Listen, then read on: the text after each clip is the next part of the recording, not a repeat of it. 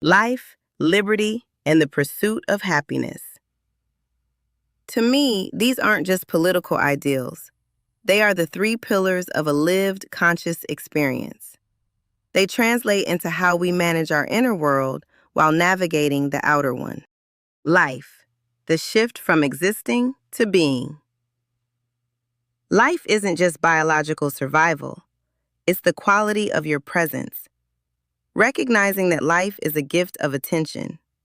It's about vitality and health, yes, but also about waking up to the current moment rather than sleepwalking through habits. To truly have life is to be the conscious observer of your own experience. Liberty, freedom from versus freedom to. Most people view liberty as the absence of external control. A more evolved view sees it as internal sovereignty. True liberty is being free from the tyranny of your own reactive ego, past traumas, and the need for external validation. It's the liberty to choose your response to any situation, no matter how restrictive the environment might be. It is the discipline that creates freedom. The pursuit of happiness, fulfillment over feeling. Happiness is often misunderstood as a fleeting emotion or a collection of pleasures. A spiritual pursuit isn't about chasing a destination. It's about the alignment of action and soul.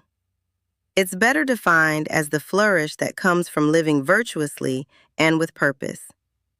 We don't catch happiness. We cultivate it by contributing to something larger than ourselves and staying curious. It's the joy found in the work, not just the reward.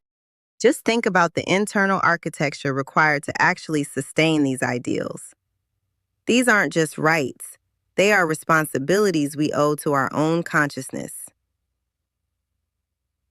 Life is vital presence. Life is the management of your energy, not just your time. To truly live is to move from reaction to creation. Most people spend their lives reacting to emails, traffic, and moods. To me, life is the result of choosing where your life force goes. This means setting boundaries. You protect your life by saying no to what drains your spirit, ensuring you aren't just a biological machine, but a vibrant participant in existence. Liberty is inner sovereignty.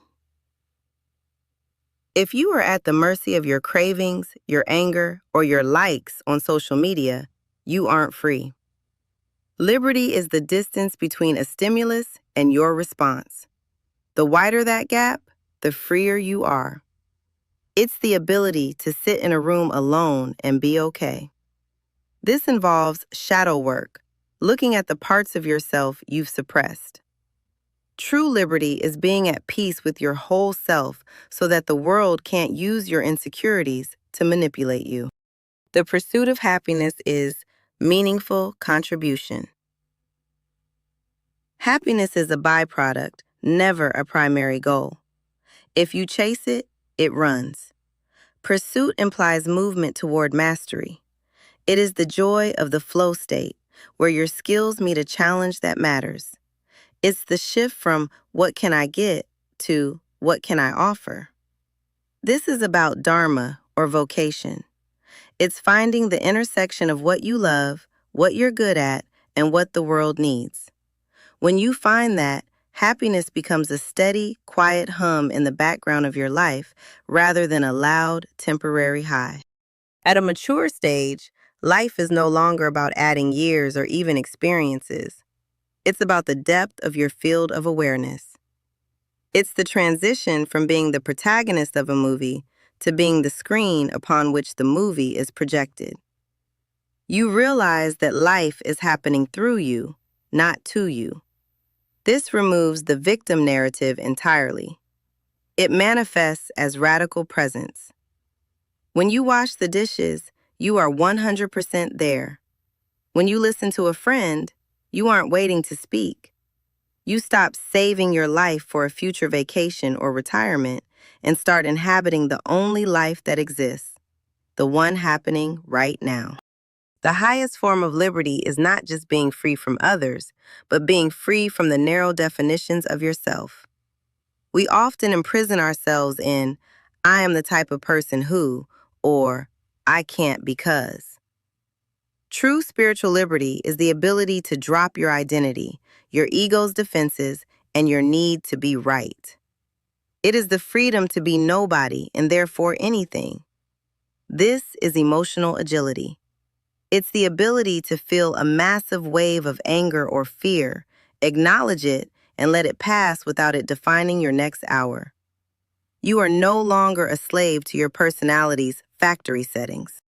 The pursuit ends because you realize the treasure was the ground you were standing on the whole time. Happiness matures into equanimity. This is the realization that happiness isn't a peak experience. It's the underlying peace that remains when you stop resisting reality. It's the peace that passes understanding. You move from chasing better to embracing what is with a creative, loving intent. This might look a bit like selfless service, right? When you are no longer desperately trying to make yourself happy, you naturally turn outward. You find that the pursuit is most successful when you are helping someone else find their own life and liberty. In reality, these aren't external rights to be granted, but internal states to be mastered. Life is about the quality of your presence, not just your pulse. Liberty is the power of self-governance over your own reactions and ego. The pursuit of happiness is the alignment of your actions with your soul, transforming a chase into a state of contribution. Ultimately, you don't attain these things from the world. You cultivate the version of yourself capable of experiencing them. Love y'all, be safe, and God bless.